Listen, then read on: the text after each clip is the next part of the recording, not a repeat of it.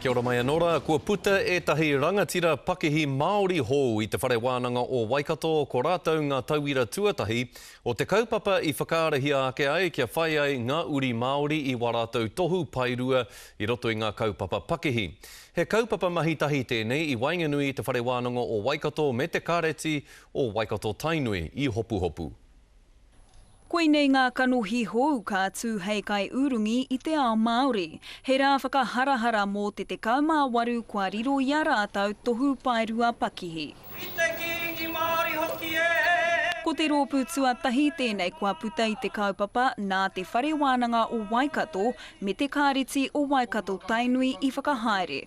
Kāre he wāhi tuatu I tēnei kia whiwhi tērā o nā tohu, me haria mai rātou nā iwi katoa o rātou rangatira ki konei, noho ai, ako ai, rangahau ai, whakahoki era o nā pūkenga ki tō rātou iwi.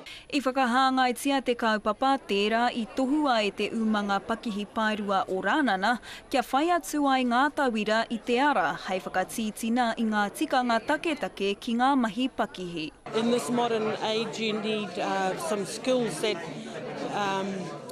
are able to compete in a business sense. He pāke mō tōku ake ora, mō te ake ora o te mahi huki me ki o te ngā umanga me era atu kororo kia pēra.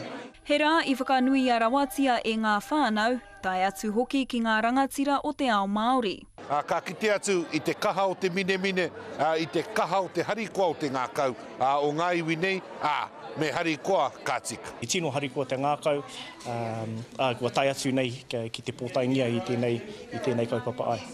Kua tutuki te mahi uaua, engari he pakeke tonu te huarahi e ua I te angitu o te Māori ki ngā mahi Pakehi. Orini Tipene Leach, Te Karere.